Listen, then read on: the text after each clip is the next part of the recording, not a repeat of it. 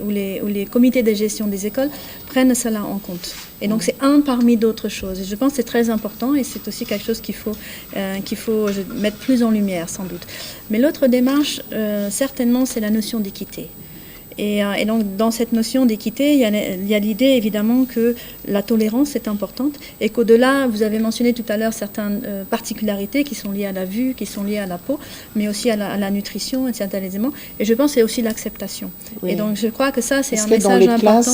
Dans effectivement. Les classes, les enfants sont rejetés. Et je crois que donc, il y a ces deux éléments, de les aider à, évidemment, pouvoir bien étudier dans des bonnes conditions, avec leurs particularités, mais aussi l'acceptance. Et donc, je crois que c'est un message d'éducation inclusive, et ça c'est tout à chacun. Donc chacun de nous doit avoir ce regard sur l'autre qui est différent.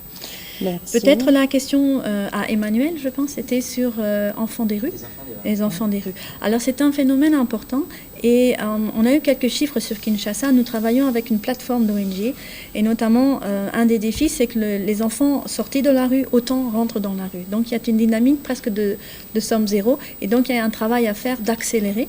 Mais également, je crois, comme je l'ai dit un petit peu avant, ça dépend un peu l'âge des enfants. Parce que souvent, certains enfants, au-delà de 15 ans, c'est un métier.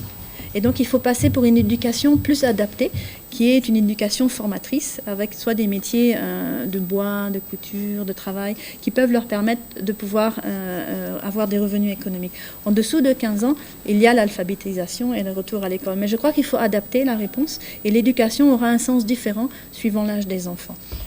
Peut-être le dernier message, bon, un des messages, vous me pardonnerez le lingala, mais on dit Okoko Masa, Bana Na Kalesi, c'est très clair. Il faut inscrire les enfants à l'école. Mais je crois que le ministre a dit le mot-clé, c'est la connaissance. Et la connaissance, on a des évidences que ça augmente, par exemple, les revenus de 10% à 20%. Donc le message, c'est de l'apprentissage et la connaissance fait qu'on a des meilleurs moyens de démarrer dans la vie. Et donc c'est un peu le message de motiver les parents qui vont en fait faire des adultes futurs plus productifs. Voilà. Ce sont là, ils ont posé des questions, de nombreuses questions, et nous avons laissé beaucoup de questions dans les besaces, hein, mais c'est juste par rapport au temps. Mais nous pensons que dans tout ce qui a été dit ici, il y a beaucoup de choses que les enfants vont prendre en compte par rapport à leur plaidoyer pour cet enfant congolais qui ne va pas à l'école, et que nous pensons qu'en 2015, il y aura 0 enfant à la maison, tous les enfants vont devoir à l'école. Mais avant de pouvoir terminer cette émission, on voudrait quand même, Monsieur le ministre, Madame Sylvie et Papa Télésphore, que vous donnez peut-être une petite assurance aux enfants par rapport à cette scolarité qu'on demande pour tous les enfants et par rapport à leurs inquiétudes. Un dernier mot que vous pouvez leur dire qui peut les rassurer par rapport à tout ce qu'ils ont eu comme inquiétude après pouvoir présenter ici.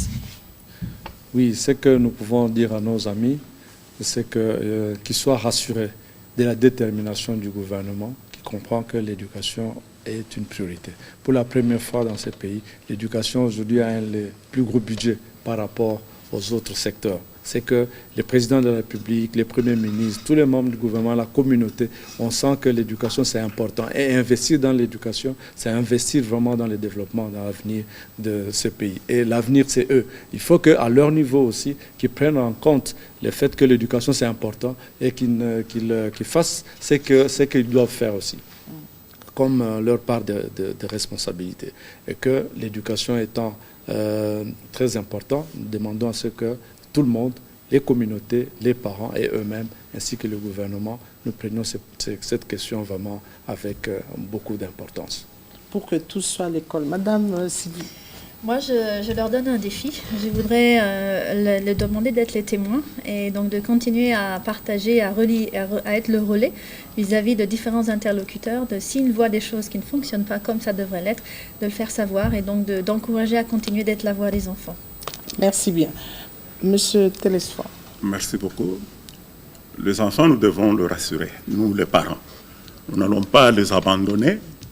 C'est pourquoi je lance un appel à tous les parents dans cette émission de sensibilisation, qu'ils comprennent que le temps est venu pour préparer la rentrée scolaire et qu'ils fassent tout ce qu'ils ont toujours fait pour que l'enfant puisse retrouver le chemin de l'école.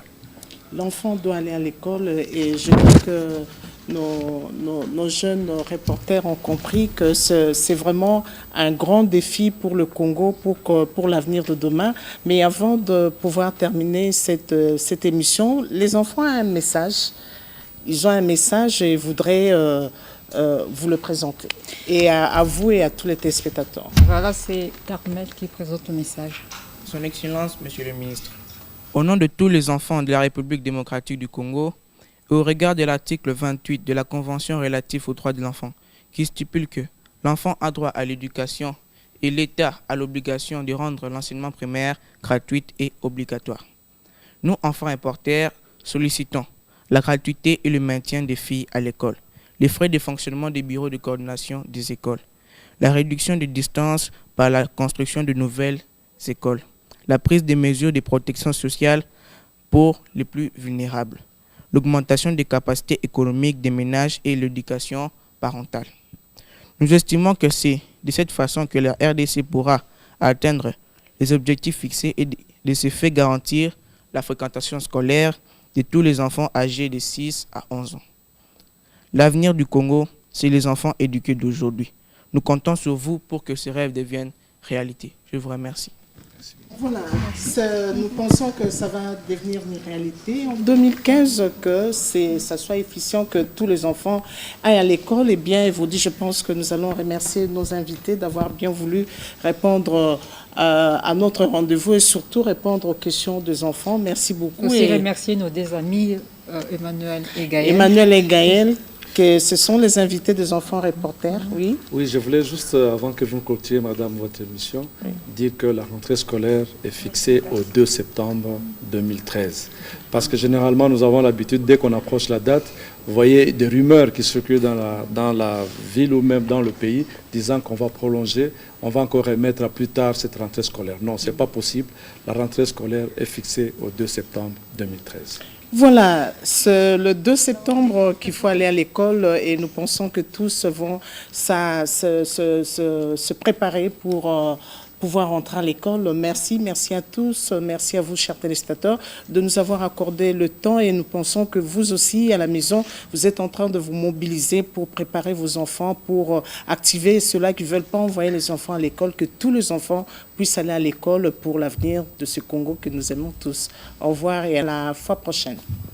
La voix de l'enfant. La voix de l'enfant. La voix de l'enfant. Pour un Congo digne des enfants.